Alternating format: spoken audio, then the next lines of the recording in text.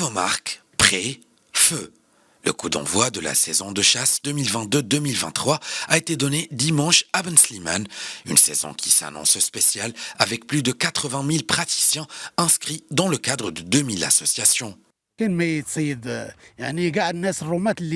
voudrais souhaiter une bonne saison à tous les chasseurs qui nous ont rejoints pour célébrer le coup d'envoi de cette nouvelle saison. Cela est une réelle fête pour nous. Nous sommes tous enthousiastes.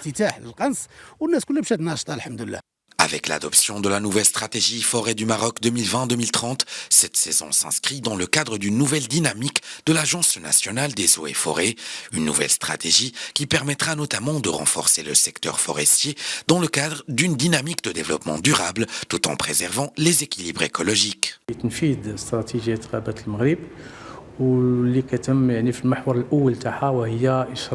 Cette saison aspire à appliquer les grandes lignes de la stratégie Forêt du Maroc dans le cadre d'une approche participative, incluant tous les praticiens et tous ceux et celles qui s'adonnent à ce loisir. Cette stratégie connaîtra l'entrée en vigueur de mesures organisationnelles approuvées par le Conseil supérieur de la chasse.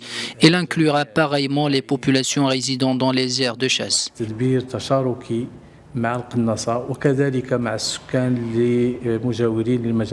Nous avons une chasse sur 2000 hectares, à peu près 2300 exactement, mais tout n'est pas chassable.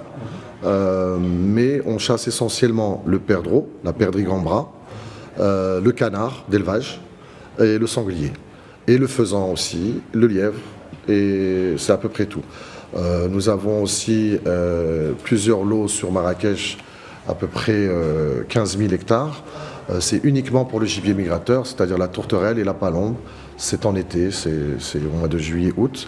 Pour garantir la bonne marche de cette saison de chasse, l'Agence nationale des eaux et forêts a programmé plusieurs actions dont la conclusion est le renouvellement de contrats de location au profit des associations et des sociétés de chasse touristique. L'agence a également mobilisé ses unités pour assurer la signalisation des espaces protégés. Il a de même été procédé à la conception et la publication des cartes des zones ouvertes à la pratique de la chasse via le site internet de l'agence.